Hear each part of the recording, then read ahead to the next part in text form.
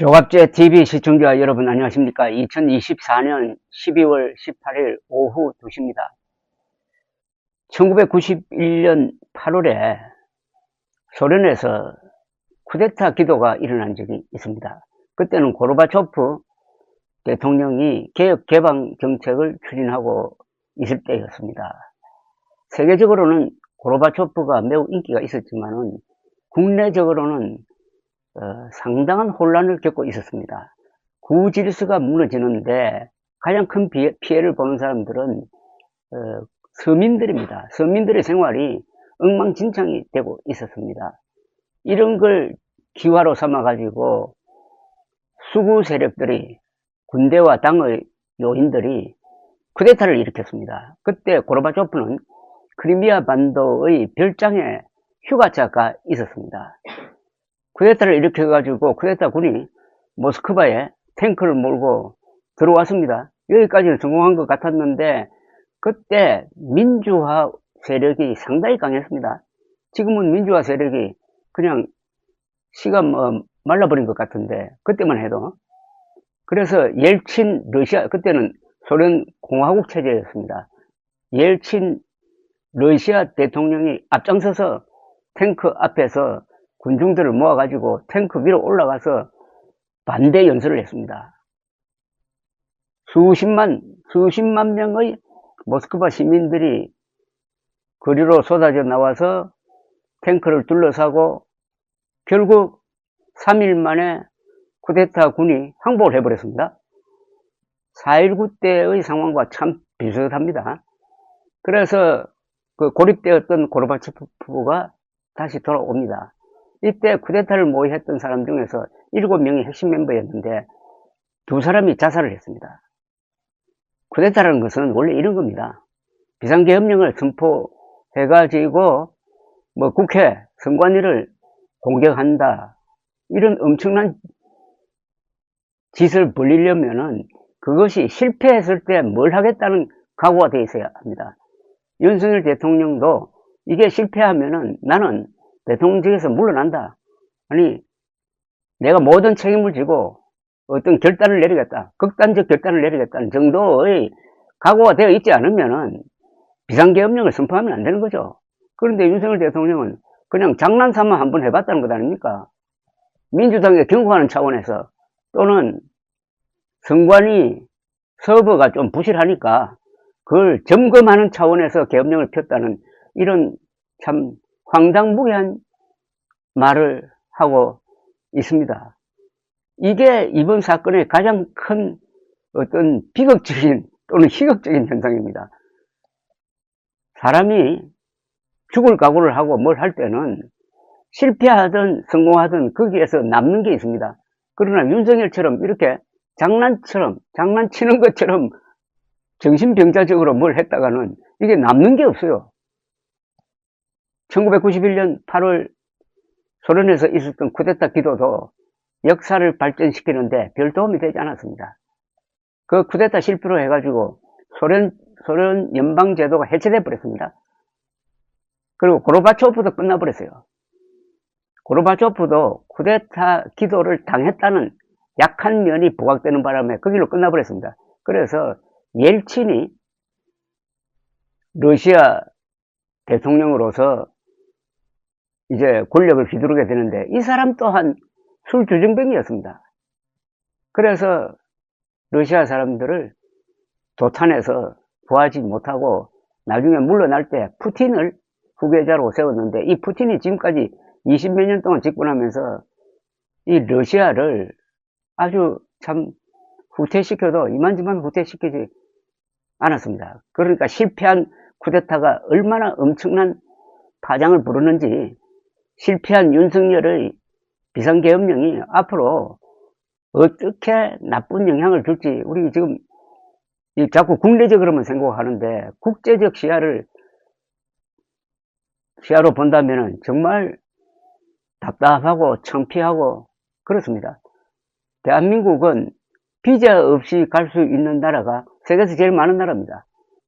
그 말은 한국 여권만 가지면 다 프리패스 한다는 이야기죠. 왜냐? 한국 여권이므로 대한민국은 뭐 마약 국가도 아니고 독재 국가도 아니고 그렇다고 뭐 테러하는 국가도 아니고 총기 휴대를 하는 나라도 아니고 모범 시민이라는 겁니다. 쉽게 말하면은 최고의 모범 시민이라는 겁니다. 우리하고 비슷한 랭킹을 가진 나라가 딱 한 세 나라 정도 됩니다. 싱가포르, 일본, 한국 이 정도입니다. 또는 뭐 북부에 있는 덴마크 정도죠. 그런데 이번 이 비상계엄령 사태 이후에 한국 사람들이 떳떳하게 공항에서 그 검색대를 통과할 수가 있겠습니까? 자격지심이 생기지 않겠습니까? 여행주의국으로 지금 찍혀 있을 겁니다. 몇 개 나라에서는. 윤석열 대통령의 이 미친 짓 때문에 우리가 지난 70몇 년 동안 쌓아 올렸던 대한민국이라는 근사한 브랜드에 아주 먹칠을 했는데 이걸 회복하려면은 얼마나 시간이 많이 걸리겠습니까? 먹칠하는 데는 1초도 안 걸리지만 그거 회복하는 데는 뭐 10년, 20년 걸리지 않을까요? 그리고 국내적으로 지금 나라를 분열시켰습니다. 근데 분열시켜도 어떤 명제가 괜찮으면은 민주화냐 아니면 산업화냐 뭐 이런 걸 가지고 분열해가지고 토론하면은 거기서 나름대로 생산적인 교훈을 이끌어낼 수가 있습니다. 그런데 윤석열이 한 짓이 워낙 무도하고 한심하고 정신병에 가까워가지고 이걸 가지고 무슨 논의한다는 거 자체가 말이 안 되는데 지금 그렇게 되고 있습니다. 윤석열이 이번에 비상계엄령을 선포한 가장 큰 이유는 이재명을 치기 위해서, 민주당을 치기 위해서가 아닙니다. 그건 그냥 허울이고, 진짜는 뭐냐?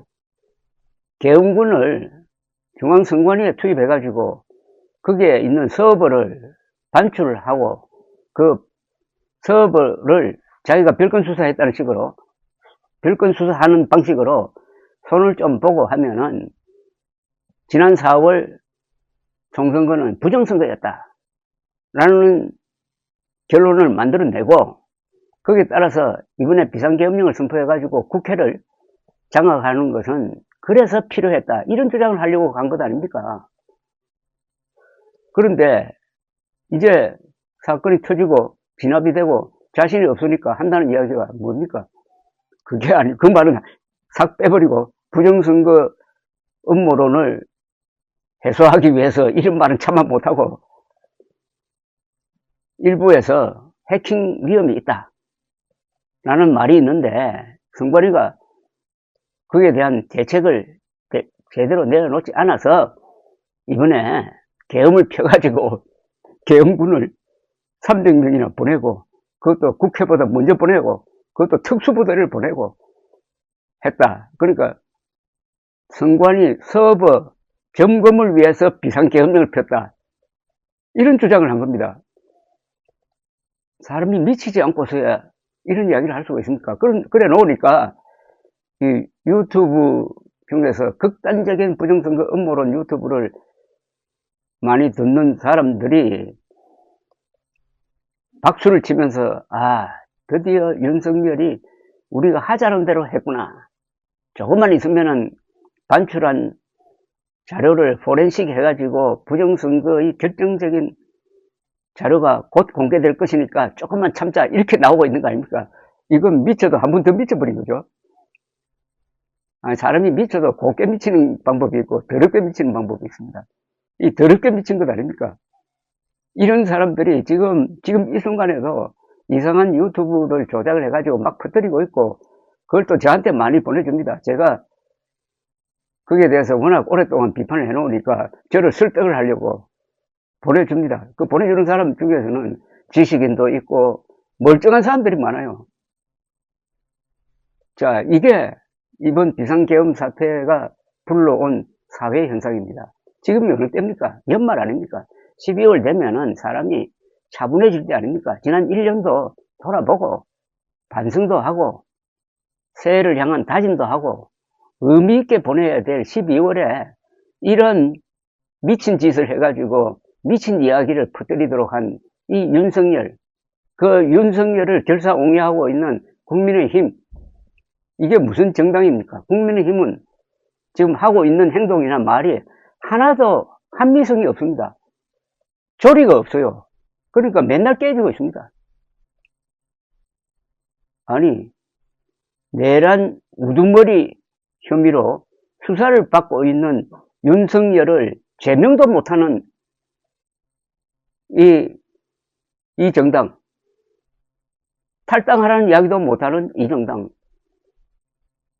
탈당하라는 이야기를 한 한동훈 대표를 쫓아낸 이 정당은 무슨 정당이라고 이름을 붙일까요? 패거리, 웰빙 패거리, 또는 부정선거 음모당, 또 뭐가 있을까요? 그 중에 108명 중에 60명이 경상도 지역이니까 경상도 토호당, 그것도 조기 대선이 거의 확실시 되는데 조기 대선을 앞두고 이런 짓을 하는, 그러니까 미친 자를 편들다가 더 미쳐버린 이 국민의힘을 어떻게 할 거냐 하는 것은 국민의힘을 찍었던 또는 당원이 된 사람들의 몫입니다. 국민의힘에 여러분들 전화를 하십시오. 그리고 여러분들이 뽑은 국회의원들에게 전화를 하십시오. 그리고 물어보십시오. 거기에 대한 대답이 딱 하나가 나올 겁니다. 이대로 가면은 이재명이 당선됩니다. 아니, 이대로 가면은 지금 국힘당이 하는 식으로 하면은 이재명이 당선되는 겁니다. 자기들이 이재명 당선되는 길을 열어놓고 비판하는 사람들에게 당신이 이재명 대통령 만들 생각이냐 이렇게 적반하장으로 묻고 있는 겁니다. 이재명의 집권을 저지하는 것보다는 대한민국의 헌법체제, 즉 민주주의, 시장경제를 지키는 것이 훨씬 더 중요합니다.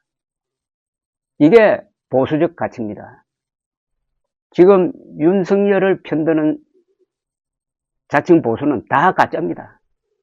이번 기회에 가짜 보수와 진짜 보수를 가르는 치열한 이념투쟁을 해야 됩니다. 그래야 남는 게 생깁니다. 감사합니다.